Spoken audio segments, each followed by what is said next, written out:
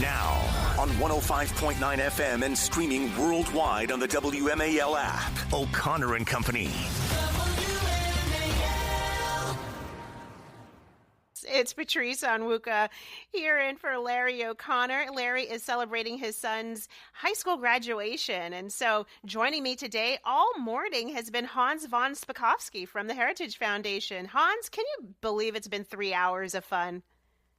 The final hour, and I think we saved the best for last with our next guest. Yes, we did. Yes, we did. Well, with no other ado, we've got Steve Moore, your colleague, someone that I work with as well in the economic realm, here to talk to us about, everything going on from the tariffs to the big, beautiful bill. Steve, welcome to the show. Hey, good morning, Hans. Hi, Patrice. Great to be with you. Absolutely. Good to have you. Well, before we jump into some of the economic stuff, would love your reflections on Elon Musk's last day, official day, heading up Doge. You know, it's funny you should ask. I just wrote a column on this, and I think it's, first of all, I do think that Elon Musk is a hero. I think what he did coming to Washington, putting his business on hold at his own cost, he was never paid a dime to come to Washington to clean up the mess. And what's the old saying that no good deed ever goes unpunished in Washington? Well, that was clearly the case here. I mean, first of all, he's a hero for exposing the hundreds and hundreds of billions of dollars of fraud, waste, theft from the federal government. And instead of being treated as a hero in Washington, he was seen as a pariah, and so I find it disgusting, actually, that people started spray painting people's Teslas because they hated what Trump and Elon Musk were doing. But he really did show to the American people so many examples. I mean, people 125 years old getting Social Security benefits, and the fact that the USAID, the major foreign policy program, lost track of hundreds and hundreds of millions of dollars. They couldn't even tell us where the money went. Going on and on with the duplication of programs. And the title of my piece, by the way, Patrice, was, did Elon Musk drain the swamp, or did he drown in it? And unfortunately, I think he might have drowned in it. But I do think it's a sad commentary that Americans didn't rally behind him. And one last thing, I know you don't want to talk about other issues, but what was most surprising, I think, to people like us is that the left, instead of being, furious about the way government money was being wasted and the fraudulent payments, they directed their anger not at the people who are defrauding the government, but at Elon Musk for exposing it. Well, that's very revealing about them, and frankly, the consequences to him, what was happening to Tesla cars, to his dealerships. Yep. That also, I think, to the American public, exposed the extremism and radicalism of the left and those who want big government to stay in place and can completely control our lives. Yeah, Hans, let me just, you're exactly right about that. And, I'm always asked about, well, why is it that so many people on the left defended the waste and the fraud and the theft from the government? And I think we know the answer now, because they're in on it. Right, that's how they get rich. Well, so moving to the big, beautiful bill, which is going to deal with some of at least the waste in Medicaid and the fraud in Medicaid, really. Steve, we've seen it move through the House. Thank God for that. House Speaker deserves a ton of credit for shepherding all of the factions through. It's now heading to the Senate, where there are some potential hiccups. Can you walk us through what some of the potential hiccups are and really what Americans should be thinking about and how they can be motivated to ensure that they don't get a tax increase at the end of this year? Well, how much time have you got? It's a bumpy road ahead. But first of all, I want to salute Ron Johnson, the Speaker of the House, for doing an amazing job with a 2 or 3 or 4. I can't keep track how big that majority is, but it's very slim. I think 3 or 4 seats, and getting to a 1-seat victory was quite an accomplishment. It's a good bill. It's a good bill. It's not a great bill. It's a good bill. It does extend. The most important thing is it heads off a $4 trillion tax increase next year on January 1st. And most Americans, polls show most Americans aren't even aware of that this time bomb is ticking. And if we don't get this thing done, the average family, I'm not talking about millionaires and billionaires, the average family would face a $2,500 a year on average tax increase next year. So there's failure is not an option here. We have to get this done. Now, my frustration with the bill, and I think Hans, a lot of our friends at Heritage share this sentiment. Where are the spending cuts? Here I'll just give you one statistic that kind of blows me away. Over the next 10 years, the federal government is expected to spend $85 trillion and borrow almost $20 trillion. So $85 trillion of spending is sort of the baseline. Under the Republican budget, are you strapped in? Are you ready for this? Under the Republican budget, the $85 trillion goes all the way down to $83 trillion. I mean, and the left acts is like, oh my God, it's the end of the world. People are going to lose their health care, and pregnant women are going to have prenatal care, and the rural hospitals are going to shut down, and kittens will be killed. I mean, the frenzy over this bill, Hans, it really doesn't cut much of anything, and that's my problem with it. Yeah, well, but let me ask you a question about that. I'm assuming that the reason for that is that Speaker Johnson, for example, didn't think he could get it through because his margin is so narrow in the House, that any attempt, even if they could get it through the House, it would be filibustered in the Senate, and they wouldn't be able to overcome that. Well, yeah, that's right. I mean, when you got a very slim majority like the Speaker has, you can't lose many votes. I think what really frustrates a lot of us as conservatives is that we couldn't. We had to make this big adjustment on the state and local tax deduction, which there's no reason people should be able to deduct their state and local taxes from their federal taxes. All that does is encourage states and localities like Washington, D.C. and Maryland. I live in Montgomery County, Maryland. We're like the 9th highest tax county in the country. And so, I'm not speaking in self-interest here, but I don't think counties and states should be able to, have their high taxes deducted. It's not fair to people who live in Florida and Texas with low taxes that they have to pay more federal taxes to subsidize Washington, D.C., Maryland, my home state of Illinois, New York, and so on. So you won't believe this, that we took the deduction from $10,000 cap now to $40,000. And the only people are actually going to, the irony of that is the only people who are going to benefit from that are millionaires and billionaires living in blue states. So, I think there's frustration with that. But overall, I think this will get done. It's going to get through the Senate, and I just don't know how long it will take. Trump wants a bill by 4th of July. Boy, I'd love to see that, but that's a heavy lift. Steve, do you mind staying with us another segment? We want to ask you a few more questions. I'd love to. All right, okay, terrific. Sure. WMAL, making sense of the news. Live from the Home Paramount Pest Control Studios. Home Paramount, the leader in pest control since 1939. Steve, wanted to get your read on the tariffs. This morning we talked a lot about the tariff back and forth. We've seen the federal courts now say that the Trump tariffs can continue to go into effect. What is your view of the tariff leg of kind of the broader economic Trump agenda, which has been deregulation, energy production, tax cuts, and then tariffs?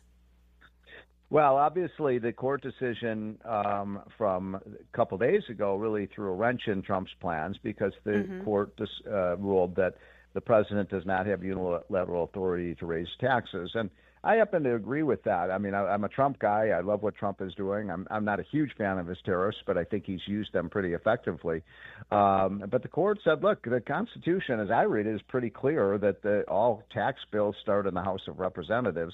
Hans is more of an expert on this than I am.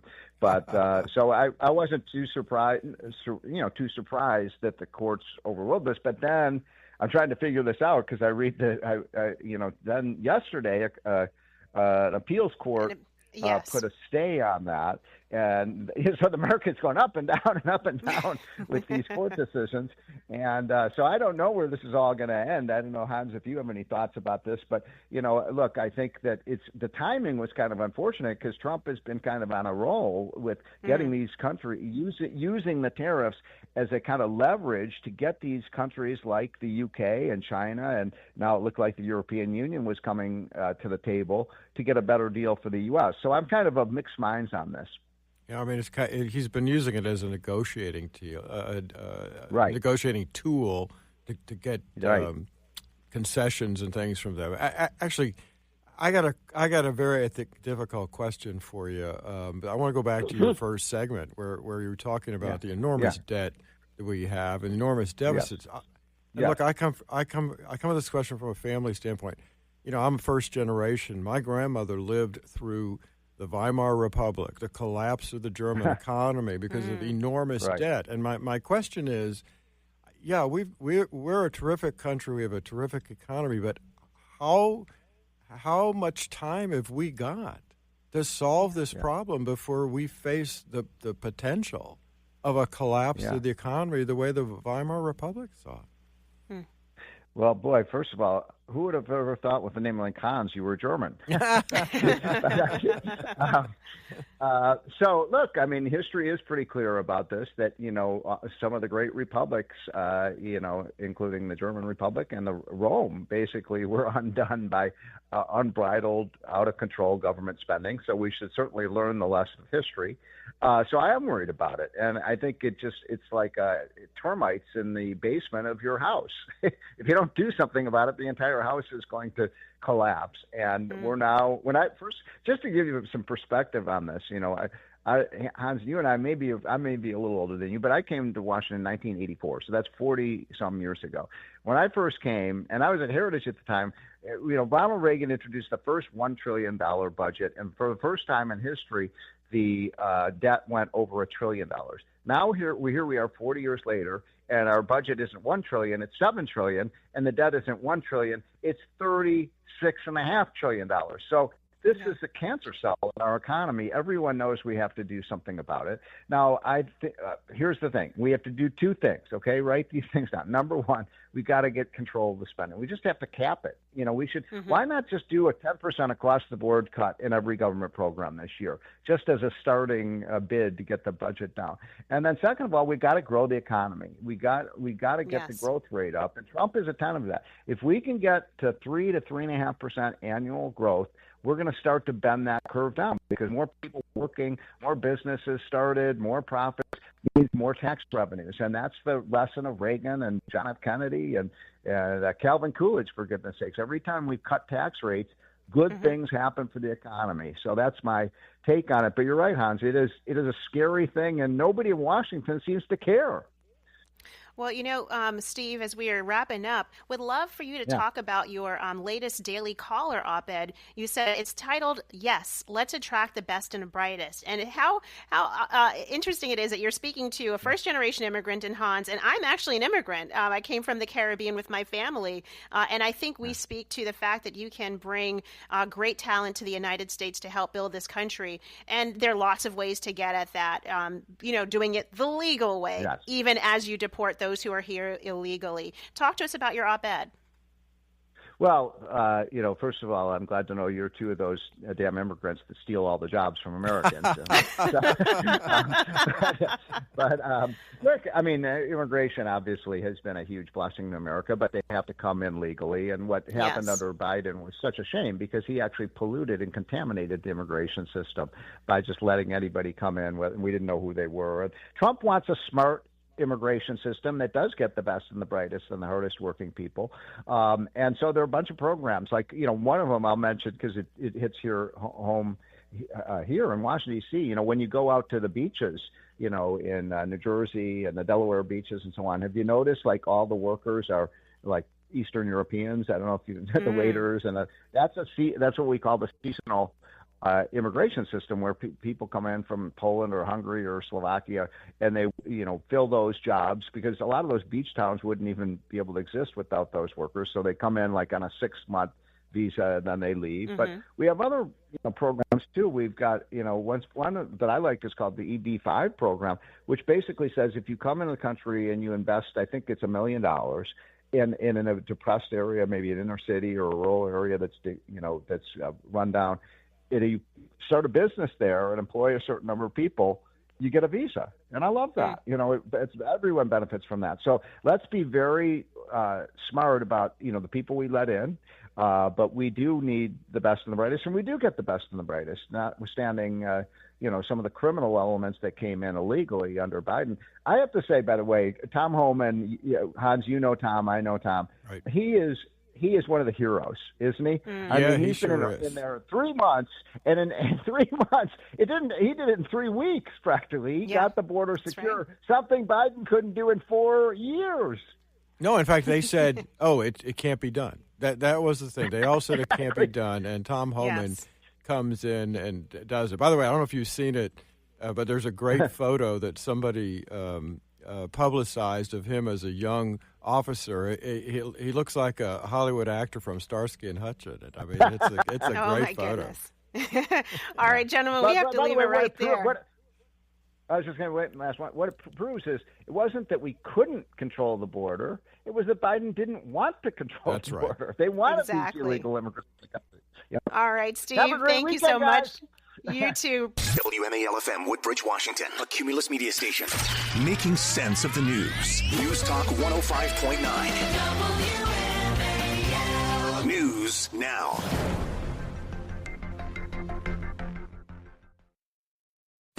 Now, on 105.9 FM and streaming worldwide on the WMAL app. O'Connor and Company. WMAL. All right. It is 8:37 on News Talk 105.9 WMAL. We have made sense of today's news. It's Patrice Onwuka in for Larry O'Connor, who is celebrating his son's high school graduation. It's a Friday, and on this wonderful Friday, the last Friday of May, Hans von Spakovsky of the Heritage Foundation has been with me all morning. Hans, we're almost done. Well, yeah, and I appreciate you inviting me on. By the way, I hate to admit that when I graduated from high school, I became of age to be able to, for example, buy beer. So I graduated before the drinking age was raised to 21. Oh, that's interesting. That is interesting. Well, awkward transition, but we'll do it anyway. Let's get to Jake Tapper here. He has given us the gift that keeps on giving in exposing the Biden cover-up. We've been covering different facets of this story this morning, and the laughable thing about this is that he thinks he's doing a service. He's not here to actually gain financially from this. Listen to this cut, Hans. This is cut 14. He's speaking with Stephen A. Smith, well-known sports commentator and political commentator at this point. I'm CNN is my main job, and that's where my main source of income by far. Very few people write books to make money. You write a book because you want to say something, you want to have a legacy, you want to uncover something, you have a message you want to get out there. I don't think people write books about Joe Biden to make money. We are gratified that people are buying this book. That's a good point. But I don't think, the idea that I would do this for money is silly and not true. Yeah, Patrice, if that's the case, then why won't he tell anybody how much did he get paid in advance on this book? If that is a good question. If he got paid $2,000, then obviously he's not trying to make money. But how much did he get paid? Did he get paid $100,000, $50,000, $500,000? That'll tell us a lot about whether he's making money on this book. Exactly. I don't buy it. People sell books, people write books to make money, which is why every insider from a previous administration runs to find the next publisher who will cover anything they have to say. All right. Now, here's something in this interview, though, that Jake Tapper does say about lawfare. And I think this is worth our listeners listening to. And I'd love for you to weigh in on this, because this is what you do. This is your bread and butter. This is cut 15, Jake Tapper slamming Letitia James and Alvin Bragg. I look at the way I covered, the president, some of the trials of the president, I thought were, I I think it is problematic when people run for prosecutor and promise to go after a specific politician. And both Letitia James, the Attorney General of New York, and Alvin Bragg, the District Attorney of New York, both of them did that. And that, to me, is problematic because you're not saying this is the offense and we need to bring justice to this perpetrator. You're saying, I'm going to go after him.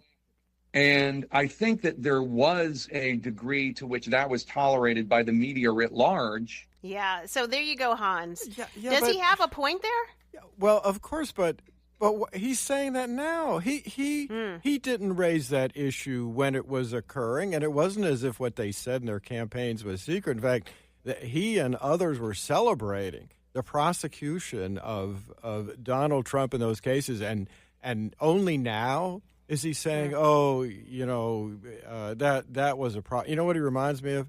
He reminds me of the orphan who's convicted of killing the boy who's convicted of killing his parents and asks the judge for mercy because he's now an orphan. I mean, that's... Oh goodness, yeah. I mean, at this point, I don't mind that it's late. Better late than never, in my view. And hey, these are great clips that Republicans can use in the future, time and time again. All right, it is 8:41. Mark Levin, weekdays 6 till 9 on 105.9 WMAL, making sense of the news. Hans, what an inspiring song here. I'm on top of the world. It's too bad that the music group Imagine Dragons is, a terrorist supporter. That's what we learned, at least we gathered after the end of one of their concerts recently, where one of the performers, one of the members of the band, jumps on stage with a pro-Palestine, with a Palestinian flag draped over his shoulders. Let me play cut 17 if we have time.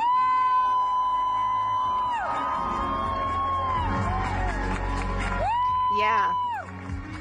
This is the crowd cheering to Imagine Dragons ending their performance by waving a flag in solidarity of terrorists. Does it make sense to you, Hans? No, it doesn't. But then we have the same kind of Hamas supporters at all of our Ivy League universities, not only amongst the students there, but among many of the professors, and they are supporting a terrorist organization. Anyone who supports Hamas, who is involved in protests, they are supporting a terrorist organization that basically has been committing genocide for many, many years. They ought to be ashamed of themselves.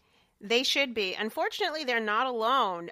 Recently here in D.C., the band Hozier was pushing a trans flag on stage, and one of the performers gushed about, LGBTQ rights and holding up this flag. So, I mean, I think it's a note to parents and really to all of us just to be careful what our kids are listening to, the concerts that we're going in, and to, you never know that one of your favorite bands with your favorite pop music songs could be pushing a pro-Palestine or frankly just anti-hate America propaganda to our young listeners.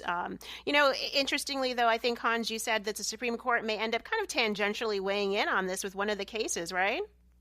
Well, yeah. I mean, they've got all kinds of cases in front of them, including, by the way, an important gun case coming up. We didn't get to talk to our guest earlier about it, but if you can believe this, the government of Mexico has sued 7 of our major gun manufacturers, saying they are responsible for the gun violence in Mexico, when we all know the gun violence, it's all by the cartels, which the Mexican government is too corrupt to do anything about. Yeah. All right. Well, we're going to leave it right there. It's 8:51. All right, Hans, that's it. What a great time we had today. Thank you so much for joining me. Thanks for having me. And obviously we hand it over to the king of the rest of the morning, Chris Plant, right? I'm wearing my crown and a funny kind of tunic as well. Would this technically be a tunic, or is it something other than that? I'm not sure. Hans, I would defer to you on this, I think, since we're... Well, you need a scepter, too. In this, you're right. Oh. I do need a scepter. Why don't I have a scepter? Speaking of scepters, having nothing to do with anything, apropos of nothing, Morning Joke, watching Morning Joke this morning, and they have an update on the number of Americans that Elon Musk has killed. Elon Musk has been killing Americans since January, and now the American dead, thanks to Elon Musk, in the hundreds of thousands. But don't worry, it's mostly children.